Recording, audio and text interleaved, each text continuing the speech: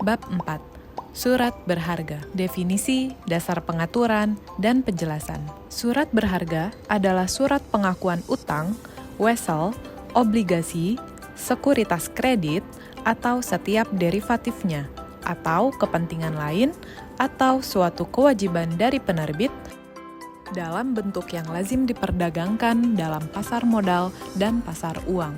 Surat berharga yang dapat dimiliki oleh bank mengikuti ketentuan peraturan perundang-undangan dan ketentuan otoritas jasa keuangan.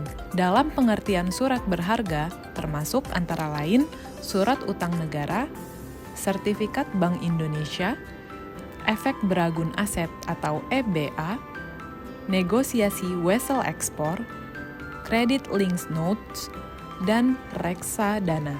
Aset keuangan yang memiliki persyaratan kontraktual di mana aset keuangan menghasilkan arus kas yang semata dari pembayaran pokok dan bunga, serta investasi dikelola dalam model bisnis yang bertujuan untuk memiliki aset keuangan dalam rangka mendapatkan arus kas kontraktual, maka aset keuangan diukur melalui biaya perolehan diamortisasi. Jika investasi dikelola dalam model bisnis yang bertujuan untuk mendapatkan arus kas kontraktual dan menjual aset keuangan, maka aset keuangan diukur melalui nilai wajar melalui penghasilan komprehensif lainnya. Jika persyaratan kontraktual dari aset keuangan menghasilkan arus kas lainnya, dan model bisnis untuk investasi dimaksud bertujuan untuk memiliki aset keuangan dalam rangka mendapatkan arus kas kontraktual, maka aset keuangan diukur melalui nilai wajar melalui laba rugi. Dan apabila model bisnis untuk investasi dimaksud bertujuan untuk memiliki aset keuangan dalam rangka mendapatkan arus kas kontraktual dan menjual aset keuangan, maka aset keuangan diukur melalui nilai wajar melalui laba rugi. Perlakuan akuntansi dan pengungkapan. Klasifikasi dan pengukuran surat berharga. Secara umum, surat berharga yang dimiliki atau dibeli dapat dibukukan dalam 3 klasifikasi dan pengukuran aset keuangan, yaitu pertama, diukur pada biaya perolehan diamortisasi, kedua, diukur pada nilai wajar melalui penghasilan komprehensif, ketiga, diukur pada nilai wajar melalui laba rugi. Pada saat pembelian surat berharga, bank mengakui surat berharga yang dimiliki sebesar nilai wajar, yaitu untuk klasifikasi diukur pada biaya perolehan diamortisasi dan nilai wajar melalui penghasilan komprehensif. Pencatatan saat pembelian sebesar nilai wajar surat berharga dengan memperhitungkan pendapatan dan atau beban yang dapat diatribusikan langsung pada pembelian surat berharga. Untuk klasifikasi diukur pada nilai wajar melalui laba rugi, pencatatan saat pembelian sebesar nilai wajar surat berharga yang pada saat pengakuan awal umumnya sama dengan harga pembelian surat berharga. Sementara itu, pencatatan setelah pembelian, yaitu sebesar biaya perolehan diamortisasi untuk klasifikasi diukur pada biaya perolehan diamortisasi, dan sebesar nilai wajar untuk klasifikasi diukur pada nilai wajar melalui penghasilan komprehensif lain dan nilai wajar melalui laba rugi. Pengungkapan surat berharga berupa pengungkapan kualitatif dan pengungkapan kuantitatif. Pengungkapan kualitatif antara lain terdiri dari tujuan, kebijakan, proses pengelolaan, dan metode pengukuran risiko surat berharga dan perubahan dari periode sebelumnya. Sementara itu, pengungkapan kuantitatif antara lain analisis terhadap surat berharga berdasarkan klasifikasi yang memiliki karakteristik ekonomi yang sama, yang mencakup jumlah yang mencerminkan eksposur risiko surat berharga beserta agunannya. Contoh kasus surat berharga dalam klasifikasi biaya perolehan diamortisasi.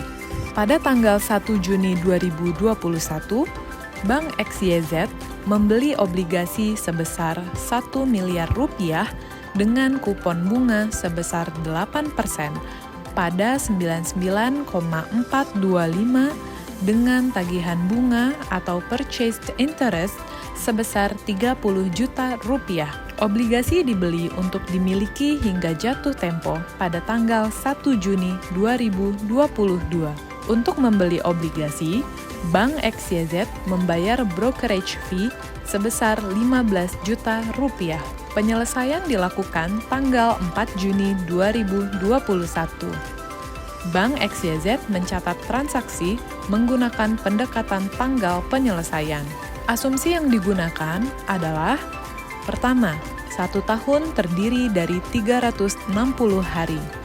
Kedua, tidak terdapat perubahan nilai wajar antara tanggal perdagangan dengan tanggal penyelesaian. Ketiga, asumsi biaya transaksi brokerage fee tidak diatribusikan secara langsung dan diakui pada laporan laba rugi tahun berjalan. Pada kasus ini, diketahui bahwa beban bunga sesuai kupon sebesar 6 juta rupiah dan efektif interest rate sebesar 7,89%. Atas transaksi ini, maka bank akan melakukan penjurnalan sebagai berikut. Pertama, saat bank mencatat komitmen pembelian surat berharga pada tanggal 1 Juni 2021. Tagihan komitmen sebesar Rp994.250.000 di debit. Rekening lawan tagihan komitmen sebesar Rp994.250.000 di kredit. Selanjutnya, untuk mencatat brokerage fee pada tanggal 1 Juni 2021, bank melakukan penjurnalan sebagai berikut. Beban pembayaran fee sebesar 15 juta rupiah di debit dan kas atau rekening bank sebesar 15 juta rupiah di kredit. Lalu, untuk mencatat pembelian surat berharga pada tanggal 4 Juni 2021, bank mencatat surat berharga amortized cost sebesar Rp994.250.000 di debit, pendapatan bunga yang akan diterima sebesar Rp30 juta di debit, dan kas atau rekening bank sebesar Rp1.024.250.000 di kredit.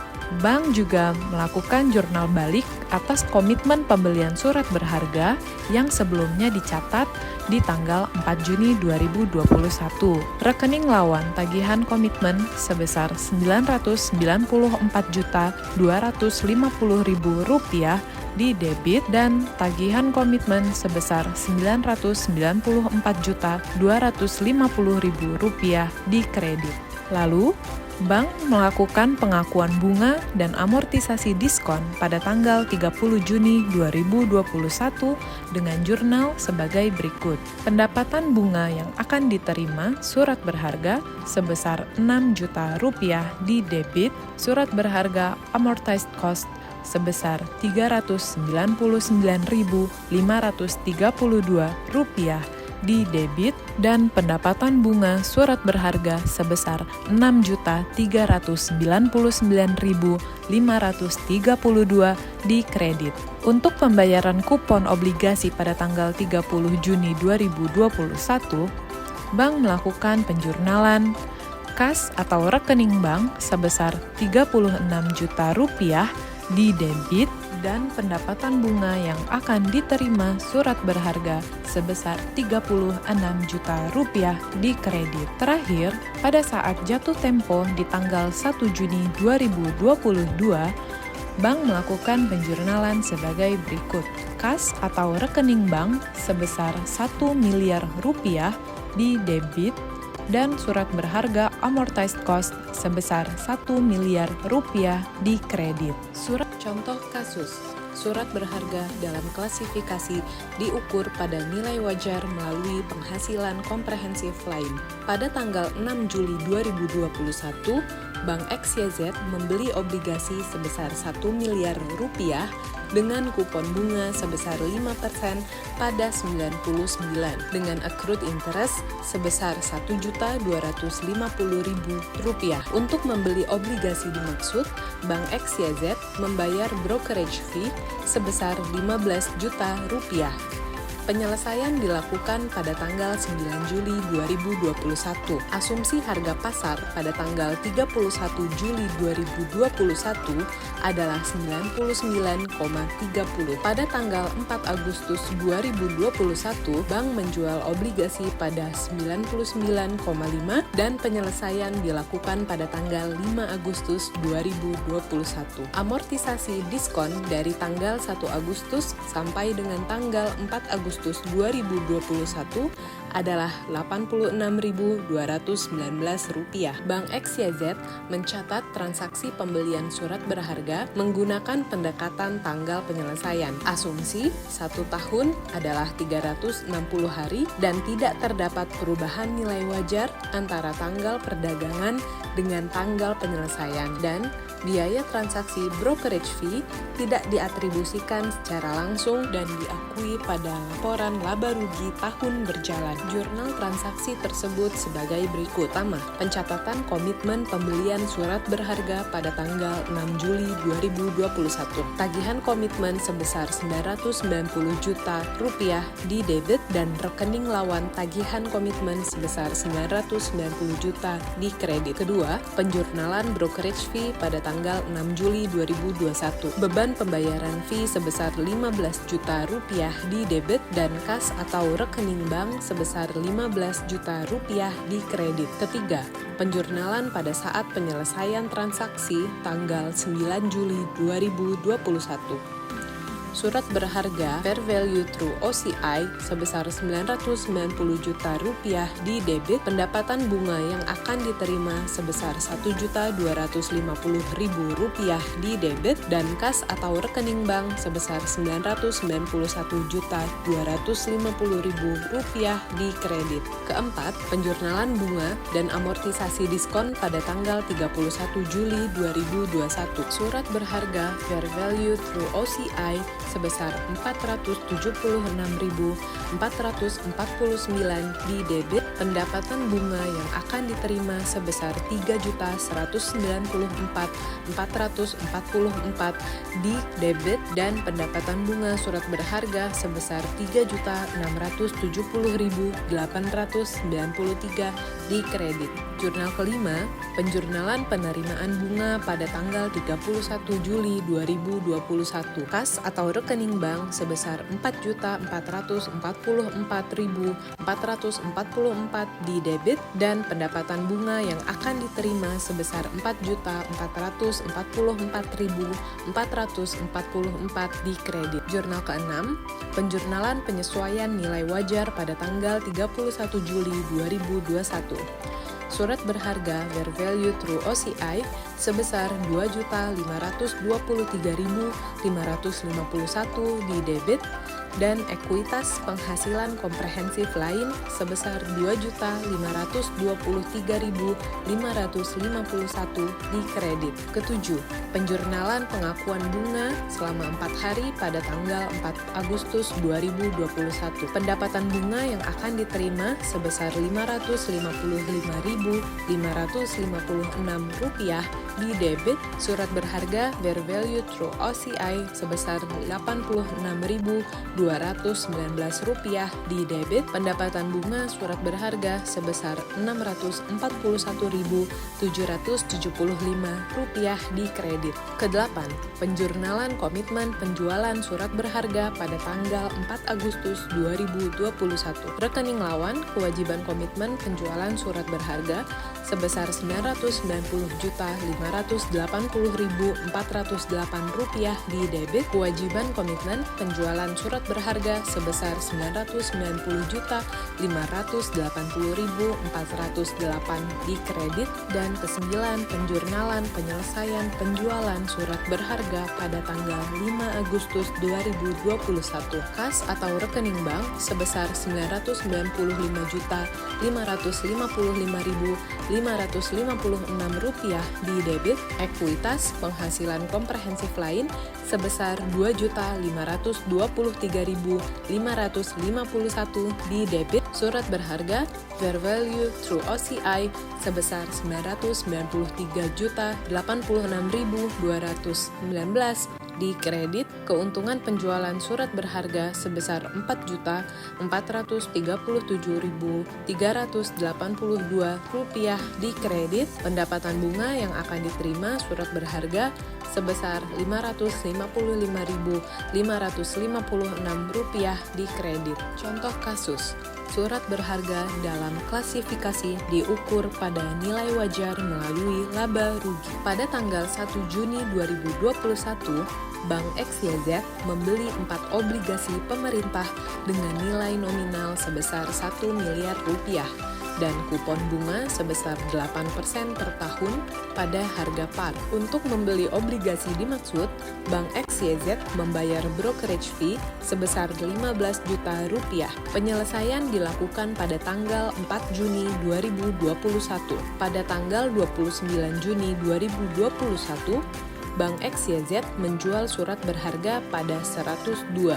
Diasumsikan pengakuan keuntungan penjualan surat berharga dilakukan pada saat tanggal penyelesaian, yaitu tanggal 1 Juli 2021. Untuk menjual obligasi dimaksud, Bank XYZ membayar brokerage fee sebesar Rp15 juta. Bank XYZ mencatat transaksi pembelian surat berharga menggunakan pendekatan tanggal penyelesaian. Asumsi 1 tahun adalah 360 hari, tidak terdapat perubahan nilai wajar antara tanggal perdagangan dengan tanggal penyelesaian, dan biaya transaksi brokerage fee tidak diatribusikan secara langsung dan diakui pada laporan laba rugi tahun berjalan. Jurnal atas transaksi tersebut sebagai berikut.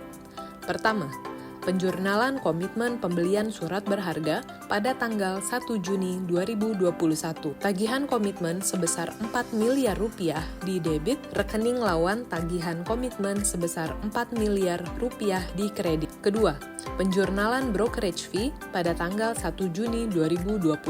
Beban pembayaran fee sebesar Rp15 juta di debit, kas rekening bank sebesar Rp15 juta di kredit.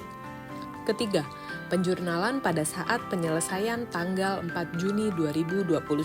Surat berharga fair value through profit and loss sebesar Rp4 miliar di debit, kas atau rekening bank sebesar Rp4 miliar di kredit. Keempat, penjurnalan jurnal balik komitmen pembelian surat berharga tanggal 4 Juni 2021. Rekening lawan tagihan komitmen sebesar Rp4 miliar di debit, tagihan komitmen sebesar Rp4 miliar di kredit.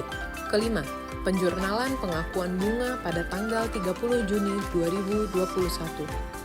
Pendapatan bunga yang akan diterima surat berharga sebesar Rp24 juta di debit, pendapatan bunga surat berharga sebesar Rp24 juta di kredit.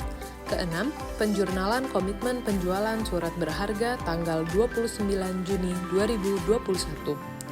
Rekening lawan kewajiban komitmen penjualan surat berharga sebesar Rp4 miliar 80 juta di debit, kewajiban komitmen penjualan surat berharga sebesar Rp4 miliar 80 juta di kredit.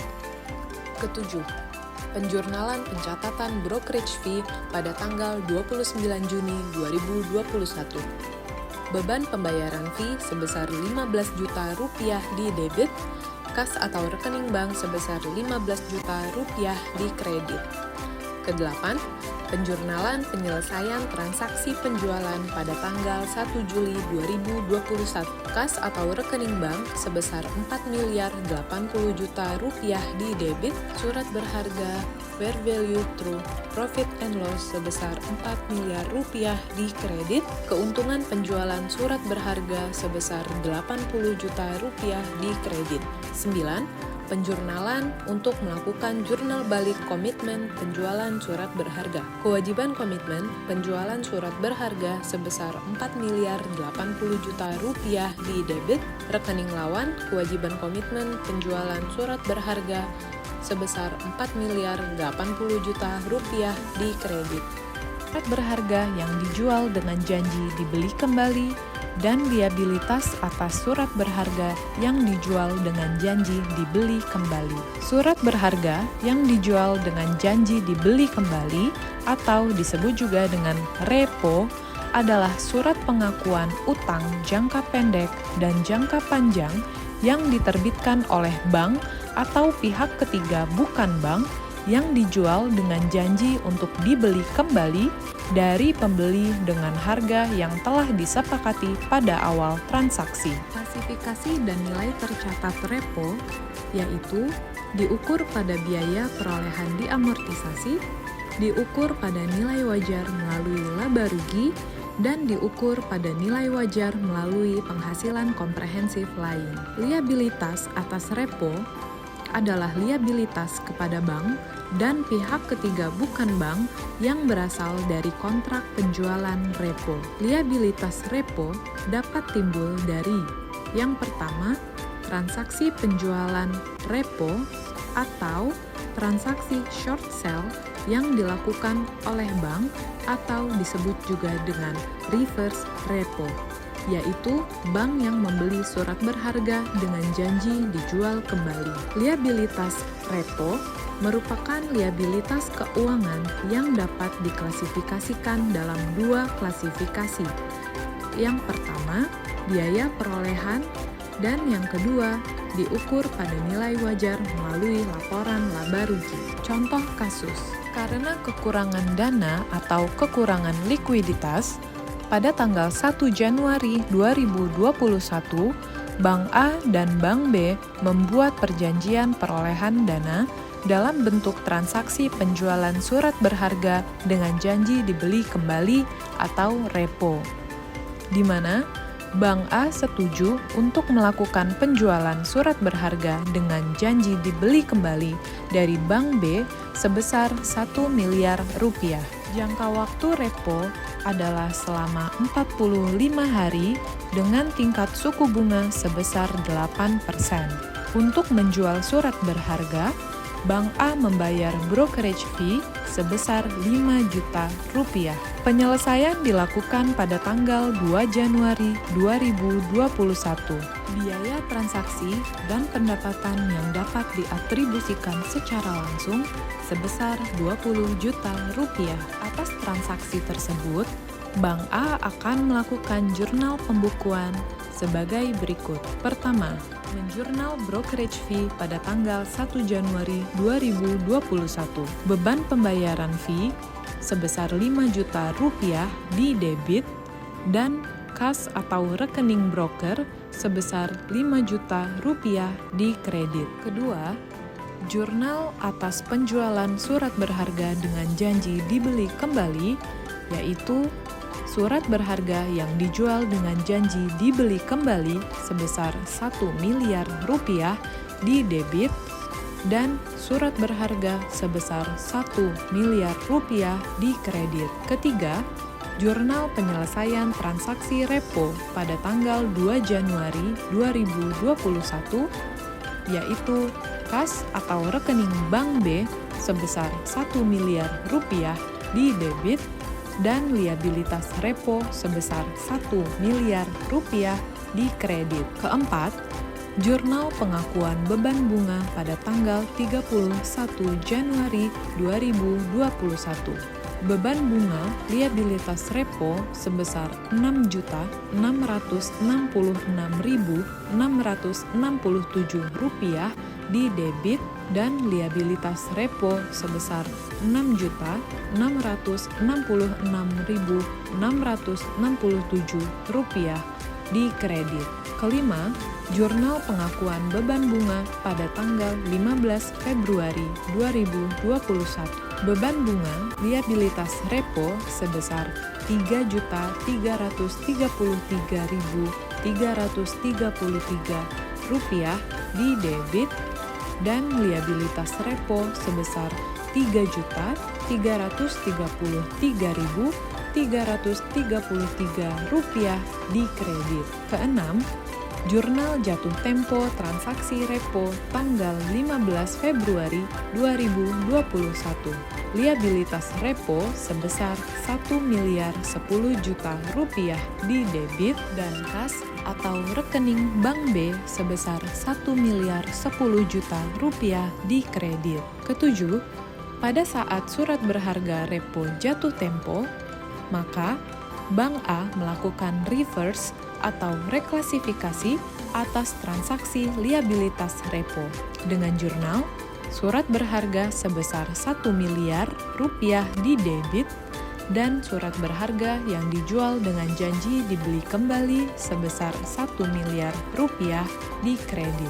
Sementara itu, Bank B akan melakukan penjurnalan sebagai berikut. Pertama, Jurnal penyelesaian transaksi tagihan repo pada tanggal 2 Januari 2021, yaitu tagihan repo sebesar 1 miliar rupiah di debit dan kas atau rekening Bank A sebesar 1 miliar rupiah di kredit. Kedua, Jurnal pengakuan pendapatan bunga pada tanggal 31 Januari 2021, yaitu tagihan repo sebesar Rp6.666.667 di debit dan pendapatan bunga tagihan repo sebesar Rp6.666.667 di kredit. Ketiga, Jurnal pengakuan pendapatan bunga pada tanggal 15 Februari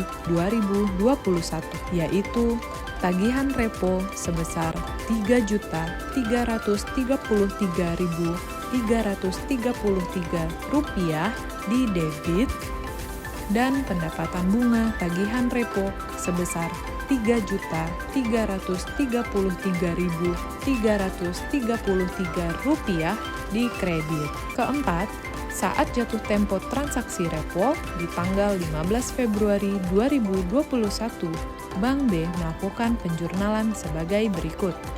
Kas atau rekening Bank A sebesar Rp1.010.000.000 di debit dan tagihan repo sebesar Rp1.010.000.000 di kredit. Tagihan atas surat berharga yang dijual dengan janji dibeli kembali. Tagihan atas surat berharga yang dibeli dengan janji dijual kembali atau reverse repo adalah tagihan kepada bank dan pihak ketiga bukan bank yang berasal dari kontrak pembelian surat berharga dengan janji dijual kembali. Dalam transaksi reverse repo, bank membeli surat berharga dengan harga tertentu dan berjanji untuk menjual kembali dengan harga tertentu. Secara umum, tagihan reverse repo dapat dibukukan dalam 3 klasifikasi dan pengukuran aset keuangan, yaitu yang pertama, diukur pada biaya perolehan diamortisasi untuk tagihan reverse repo dengan pembayaran tetap atau telah ditentukan dan jatuh temponya telah ditetapkan. Kedua, diukur pada nilai wajar melalui laba rugi untuk tagihan reverse repo yang dimiliki untuk dijual kembali dalam waktu dekat dan atau untuk memperoleh keuntungan jangka pendek serta yang pada saat pengakuan awal ditetapkan untuk diukur pada nilai wajar melalui laba rugi. Ketiga, diukur pada nilai wajar melalui penghasilan komprehensif untuk tagihan reverse repo yang pada saat pengakuan awal ditetapkan dalam klasifikasi diukur pada nilai wajar melalui penghasilan komprehensif lain. Contoh kasus, karena kelebihan dana atau likuiditas, pada tanggal 1 Januari 2021, Bank A dan Bank B membuat perjanjian penempatan dana dalam bentuk transaksi pembelian surat berharga yang dibeli dengan janji dijual kembali, di mana Bank A setuju untuk melakukan pembelian surat berharga dengan janji dijual kembali kepada Bank B sebesar 1 miliar rupiah dengan jangka waktu 45 hari dan tingkat suku bunga sebesar 8%. Untuk membeli surat berharga dimaksud, Bank A membayar brokerage fee sebesar 5 juta rupiah. Penyelesaian dilakukan pada tanggal 2 Januari 2021.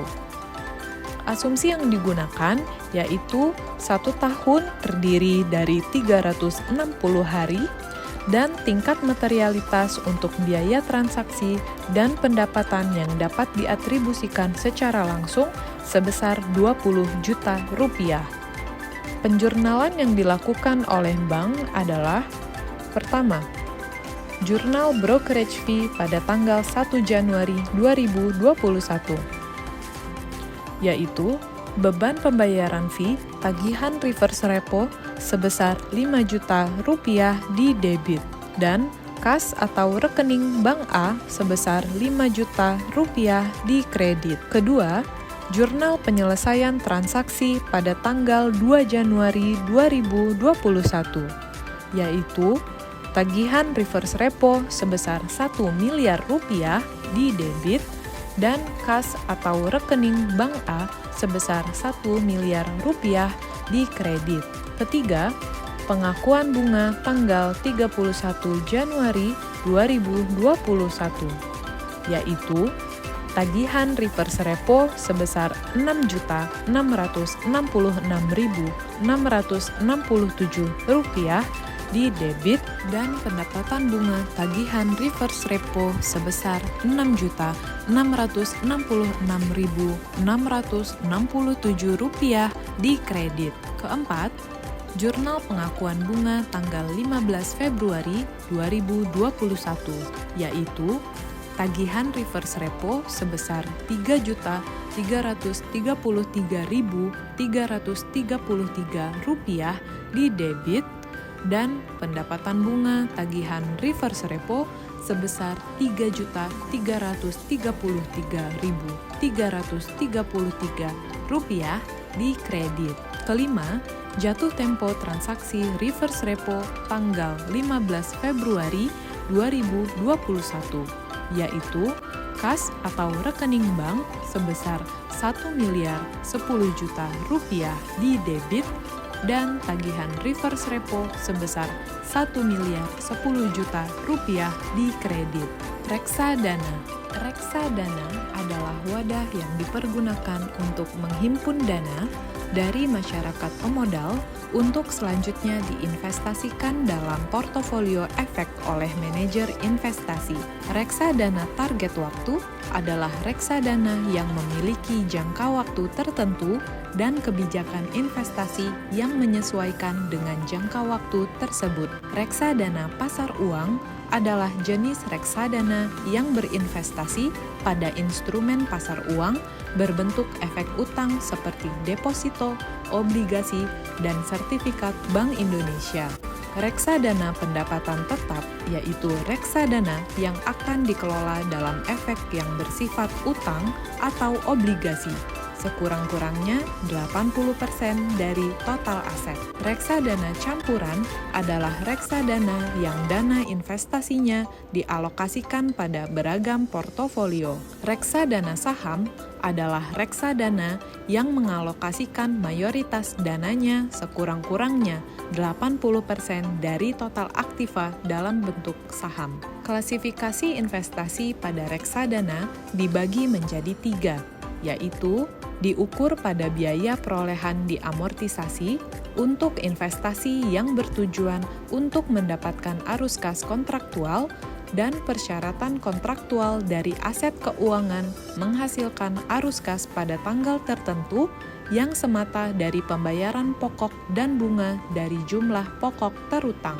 Kedua, diukur pada nilai wajar melalui penghasilan komprehensif untuk investasi yang bertujuan untuk mendapatkan arus kas kontraktual dan menjual aset keuangan, serta persyaratan kontraktual dari aset keuangan menghasilkan arus kas pada tanggal tertentu yang semata dari pembayaran pokok dan bunga dari jumlah pokok terutang. Ketiga, diukur pada nilai wajar melalui laba rugi untuk investasi yang tidak memenuhi kriteria untuk diukur pada biaya perolehan diamortisasi atau nilai wajar melalui penghasilan komprehensif lain. Contoh kasus investasi reksadana dalam klasifikasi nilai wajar melalui laba rugi. Pada tanggal 1 Januari 2020, Bank XYZ membeli unit reksadana saham sebanyak 10 juta unit dengan nilai NAB per unit sebesar Rp1.200. Selanjutnya, pada tanggal 31 Januari 2020, nilai NAB reksadana tersebut menjadi Rp1.220. Penjualan reksadana dilakukan pada tanggal 9 Februari 2020 dengan nilai NAB penjualan sebesar Rp1.230. Atas transaksi tersebut, bank melakukan penjurnalan sebagai berikut. Yang pertama, untuk pengukuran awal, pada saat pembelian di tanggal 1 Januari 2020, surat berharga reksadana nilai wajar melalui laba rugi sebesar Rp12 miliar di debit dan kas atau rekening bank XYZ sebesar Rp12 miliar di kredit. Kedua, untuk pengukuran selanjutnya, pada mark to market tanggal 31 Januari 2020, surat berharga reksadana nilai wajar melalui laba rugi sebesar Rp200 juta di debit dan keuntungan perubahan nilai wajar sebesar Rp200 juta di kredit. Ketiga, penghentian pengakuan pada saat penjualan tanggal 9 Februari 2020. Pendapatan operasional lainnya, peningkatan nilai wajar aset keuangan, surat berharga diukur pada nilai wajar melalui laba rugi sebesar Rp250 juta di debit dan surat berharga nilai wajar melalui laba rugi sebesar Rp250 juta di kredit.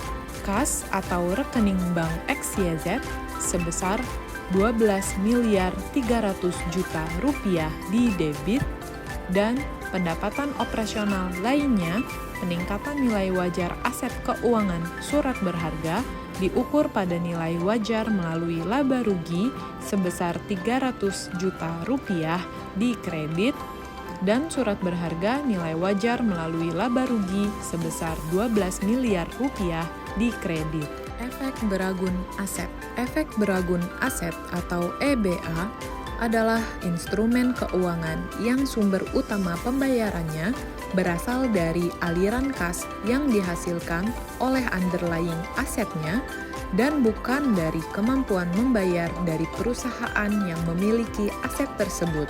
Dalam pencatatan akuntansi, saat pengakuan awal, entitas mengklasifikasikan EBA sebagai aset keuangan sesuai dengan substansi perjanjian kontraktual. Entitas mengakui EBA dalam laporan posisi keuangan jika entitas menjadi salah satu pihak dalam ketentuan kontraktual instrumen tersebut. Pada saat pembelian EBA, bank mengakui EBA sebesar nilai wajar, yaitu untuk klasifikasi diukur pada biaya perolehan diamortisasi dan nilai wajar melalui penghasilan komprehensif, pencatatan saat pembelian sebesar nilai wajar EBA dengan memperhitungkan pendapatan dan atau beban yang dapat diatribusikan langsung pada pembelian EBA. Untuk klasifikasi diukur pada nilai wajar melalui laba rugi, pencatatan saat pembelian sebesar nilai wajar EBA yang pada saat pengakuan awal umumnya sama dengan harga pembelian EBA.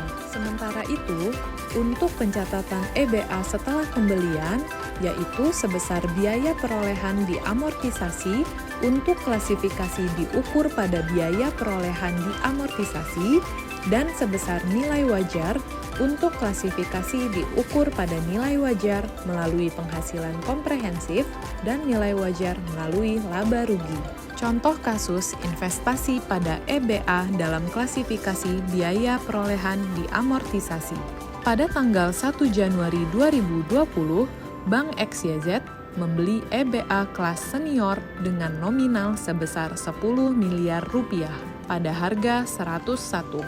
EBA tersebut memberikan imbal hasil sebesar 12% per tahun yang dibayarkan setiap tanggal 20 Maret, 20 Juni, 20 September, dan 20 Desember.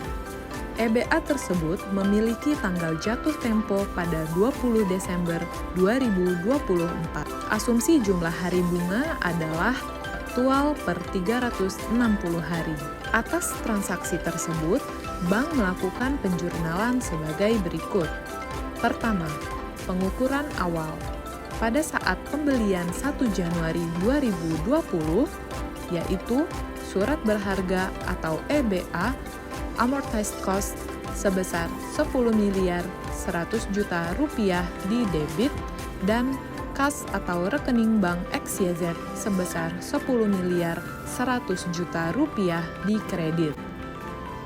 Kedua, pengukuran selanjutnya, yaitu pada saat perhitungan imbal hasil tanggal 20 Maret 2020, pendapatan bunga yang akan diterima sebesar Rp263.333.333 di debit dan pendapatan bunga surat berharga EBA sebesar Rp263.333.333 di kredit. Lalu, pada saat amortisasi biaya transaksi tanggal 20 Maret 2020, bank mencatat pendapatan bunga surat berharga sebesar Rp3.253.622 di debit dan surat berharga amortized cost sebesar Rp3.253.622 di kredit. Lalu, pada saat penerimaan imbal hasil tanggal 20 Maret 2020, bank mencatat kas atau rekening bank XYZ sebesar Rp263.333.333 di debit dan pendapatan bunga yang akan diterima sebesar Rp263.333.333 di kredit. Selanjutnya, pada saat perhitungan penurunan nilai tanggal 31 Maret 2020, jika diasumsikan terdapat penurunan nilai sebesar Rp30 juta sebagai berikut. Beban CKPN surat berharga sebesar Rp30 juta di debit dan CKPN surat berharga sebesar Rp30 juta di kredit. Lalu, pada saat pemulihan penurunan nilai tanggal 30 April 2020 dengan asumsi penurunan nilai sebesar Rp27 juta, yaitu CKPN surat berharga sebesar Rp3 juta di debit dan pemulihan CKPN surat berharga sebesar Rp3 juta di kredit. Ketiga, penghentian pengakuan. Pada saat pelunasan EBA tanggal 24 Desember 2024, bank mencatat kas atau rekening bank XYZ sebesar Rp10.303.333.333 di debit. Pendapatan bunga yang akan diterima sebesar Rp333.333.333 di kredit. Surat berharga amortized cost sebesar 10 miliar di kredit. CKPN surat berharga sebesar Rp35 juta di debit dan pemulihan CKPN surat berharga sebesar Rp35 juta di kredit dengan asumsi CKPN yang telah dibentuk sebesar Rp35 juta.